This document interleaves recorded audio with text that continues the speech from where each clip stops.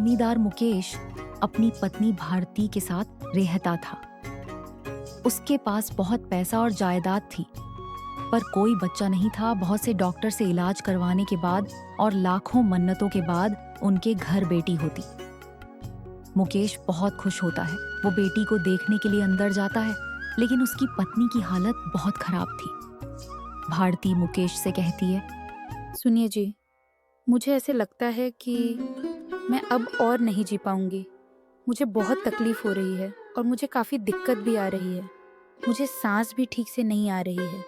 कब से हम बच्चे के लिए तड़प रहे थे, लेकिन अब जब भगवान ने हमें बच्चों का सुख दिया है तो मेरी ज़िंदगी जा रही है।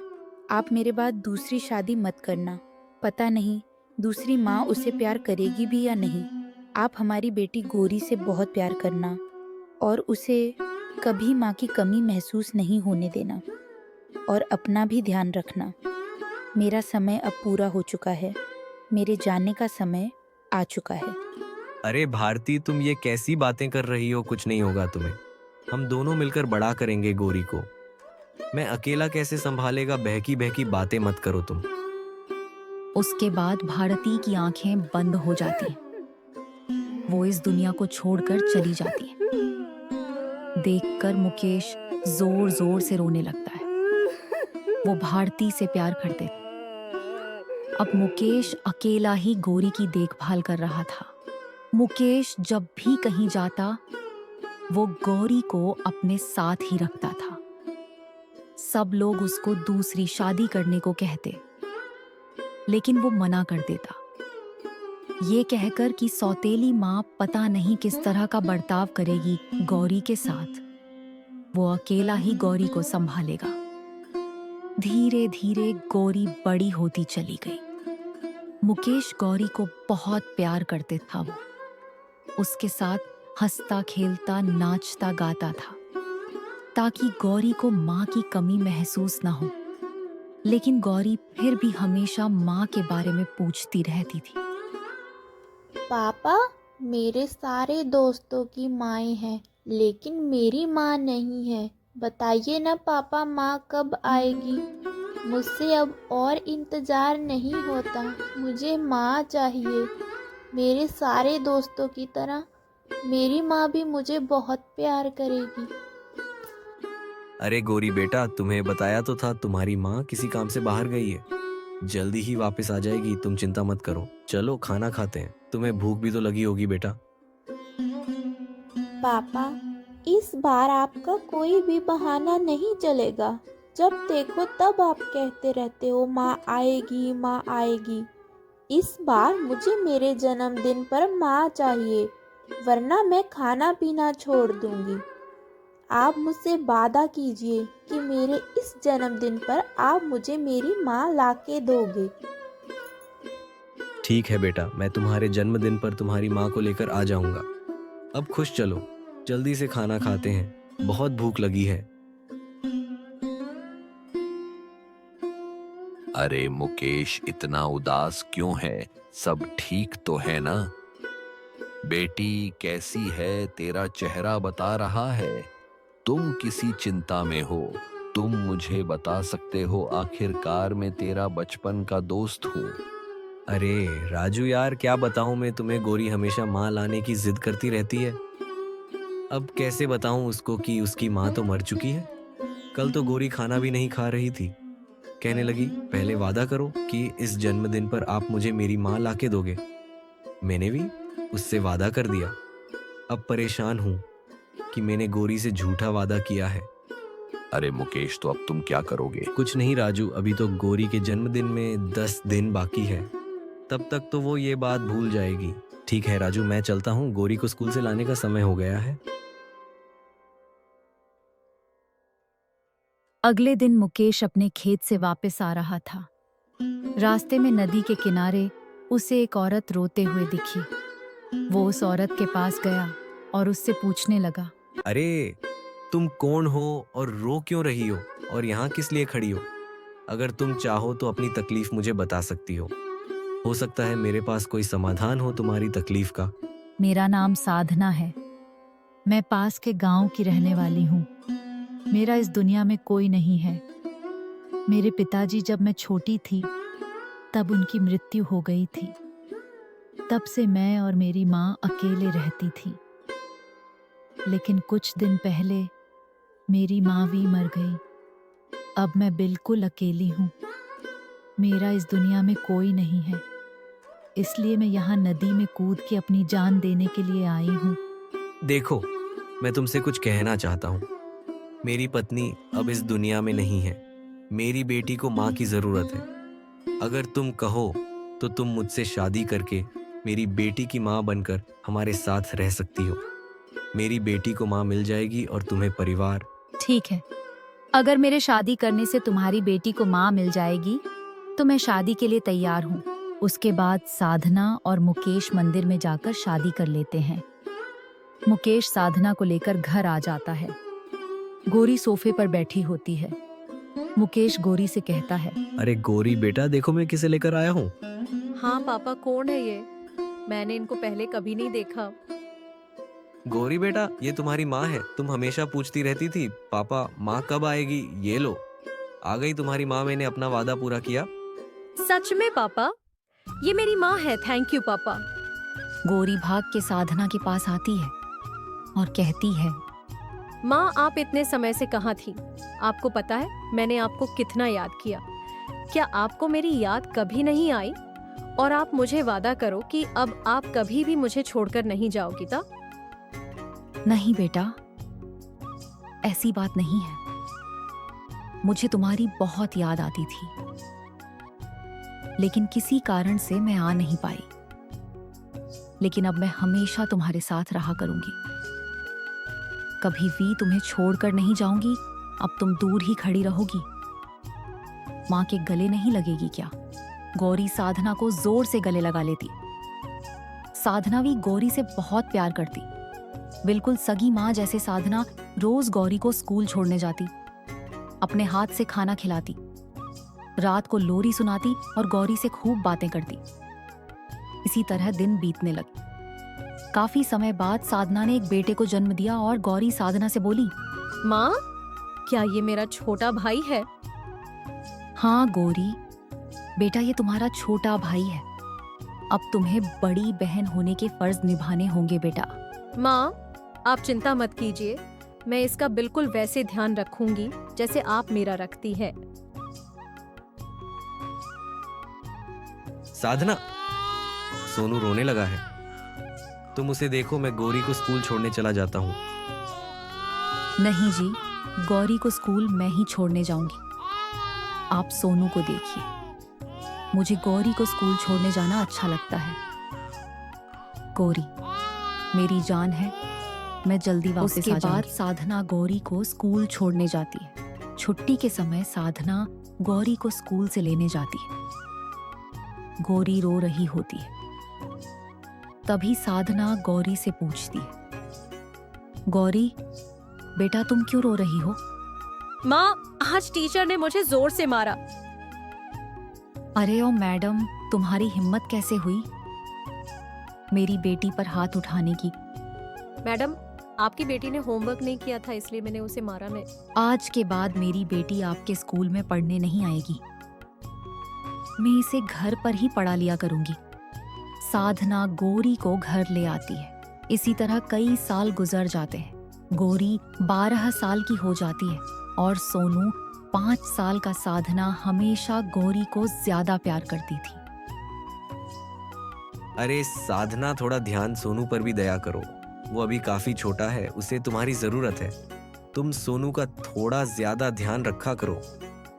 आपको क्या लगता है मैं दोनों बच्चों में फर्क करती हूँ? नहीं जी, मैं दोनों का एक जैसा ध्यान रखती हूँ। समय बीतने लगा। सोनू और गौरी जवान हो गए। सोनू पढ़ाई करने विदेश चला गया और गौरी घर पर रखकर घर के काम करती। मुकेश अब बीमार रहने लगा था।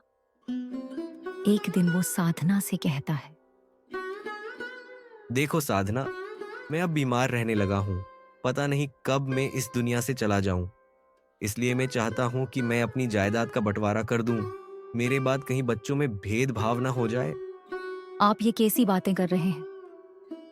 आपको कुछ नहीं होगा, आप जल्दी ही ठीक हो जाओगे। बाकी रही बात बंटवारा करने की, बंटवारे से हमारा परिवार 2 हिस्सों में बंट जाएगा। एक काम कीजिए, आप सारी जायदाद गौरी के नाम कर दो। गौरी बहुत जिम्मेदार है, वो सब कुछ अच्छे से संभाल लेगी। अरे नहीं नहीं पापा, मुझे कुछ नहीं चाहिए। मुझे सिर्फ आपका और माँ का प्यार चाहिए। इतनी बड़ी जिम्मेदारी मैं कैसे पूरी करूंगी? पापा, आप सारी जायदाद माँ के नाम कर दो। ठीक है गौरी बेटा, मैं आज ही साधना के नाम के जायदाद के कागज बनवा लेता हूँ। फिर मुकेश सारी जायदाद साधना के नाम कर देता है। कुछ दिन बीतने के बाद मुकेश की मौत हो जाती। साधना और गौरी बहुत रोते हैं। अब वो दोनों अकेली एक दूसरे के सहारे रहती है। सोनू तो विदेश में था। कुछ दिन बाद सोनू का फोन आता है। माँ, मुझे अपनी कॉलेज की फीस भरनी है। आप मुझे जल्दी से 1 लाख रुपए भेजो। क्या तुम्हें 1 लाख चाहिए? ठीक है, मैं अपनी बेटी से पूछकर तुम्हें बताती हूँ। माँ, आप दे दो। सोनू को पैसे वैसे भी उसका भी बराबरी का हक है माँ। सोनू मोनिका नाम की औरत से शादी कर लेता है और अपनी माँ को फोन करता है। हेलो माँ, कैसी हो आप? माँ, क्या हमारा काम हो गया है? जब सोनू को पता चलता है कि सारी जायदाद उसकी माँ ने अपने नाम करवा ली है, तो वह कुछ ही दिनों में विदेश से जहाज पकड़कर भारत आ जाता है और भारत आते ही सीधा अपनी माँ के पास जाता है। अरे सोनू बेटा, बहू, तुम लोग विदेश से आ गए, आने से पहले बताया भी नहीं। चलो, अच्छा हुआ तुम लोग आ गए। इस समय गौरी भी घर पर नहीं है, वरना गौरी के होते हुए बात करनी मुश्किल हो जाती। अब सारी जायदाद मेरे नाम पर है। सोनू बेटा, मैं यह सारी जायदाद तुम्हारा नाम पर कर दूंगी, फिर हम तीनों खुशी खुशी से रहेंगे। मुझे उसे गौरी के साथ माँ का प्यार वाला नाटक करने की जरूरत नहीं होगी। हम जल्दी से पेपर लेते हैं घर के और यहाँ से निकल जाते हैं, गौरी के आने से पहले।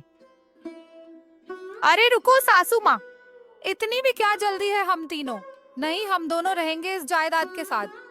मैं आपके साथ एक छत के नीचे नहीं रह सकती, क्योंकि आप ठहरी पुराने जमाने की बूढ़ी औरत और मैं नए जमाने की मॉडर्न बहू। हमारी एक दूसरे से नहीं बनेगी, इसीलिए आप यही रहे और जायदाद के कागजात हमें दे दीजिए। मैं आपके साथ नहीं रहूंगी। सोनू, आज तो मैं फैसला करना होगा तुम्हें। मैं चाहिए जा तुम्हारी माँ। अरे डार्लिंग, ये भी कोई पूछने की बात है? मैं तो हमेशा से तुम्हारा था और तुम्हारा ही रहूंगा। तुम ही मेरे साथ रहोगी। माँ, डार्लिंग सही कह रही है। आप गौरी के साथ रहिए। आपको इस उम्र में जायदाद की भला क्या ज़रूरत? अब तो आप भजन कीर्तन करिए। आपके भजन कीर्तन करने के दिन हैं।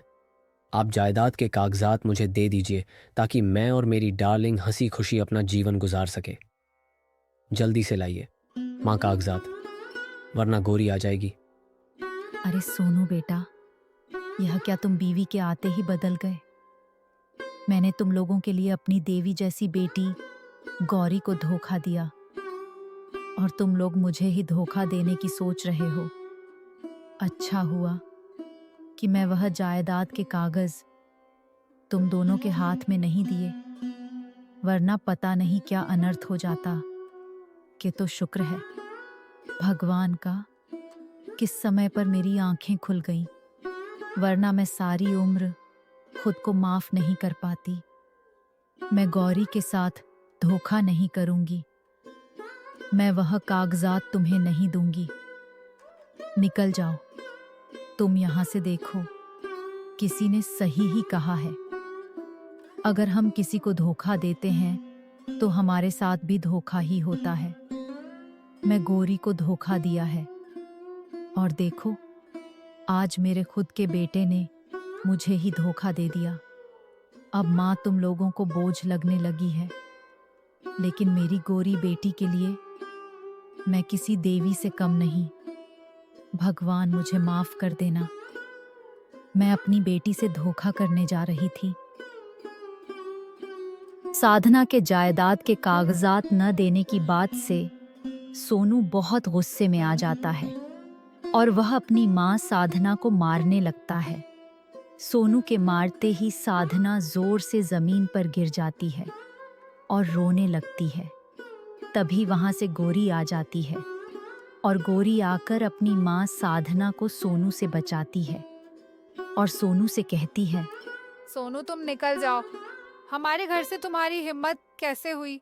माँ पर हाथ उठाने की मैंने तुम सबकी सारी बातें सुन ली है, लेकिन फिर भी मुझे माँ से कोई भी दिक्कत नहीं है।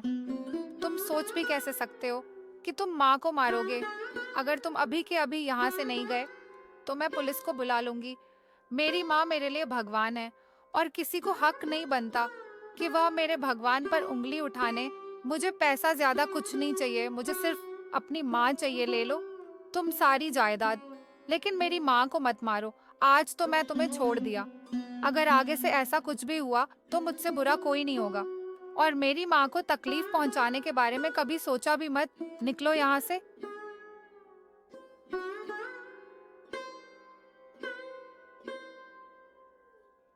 अरे गौरी बेटा, मुझे माफ कर दो मेरी बच्ची। मैं तुम्हारे साथ बहुत गलत किया। मुझे समझ नहीं आ रहा कि मैं किस मुंह से तुमसे माफी मांगूं। मैं सोनू के भविष्य की चिंता में बहन गई थी, लेकिन सोनू को मेरी कोई पड़ी ही नहीं। मुझे माफ कर दो बच्चा। आगे से मैं कभी भी तुम्हारे साथ ऐसा नहीं करूंगी।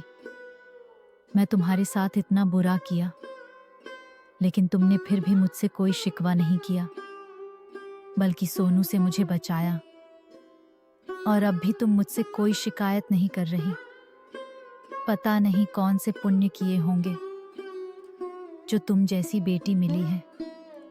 मुझे मैं भगवान से यही दुआ करूंगी कि अगले जन्म से तू मेरी ही कोख से जन्म ले। कोई बात नहीं माँ, आपको अपनी गलती का एहसास है, यही मेरे लिए काफी है। चलिए अब पुरानी सारी बातें भूल जाइए और हम फिर से पहले की तरह अच्छी माँ बेटी बनकर रहते हैं।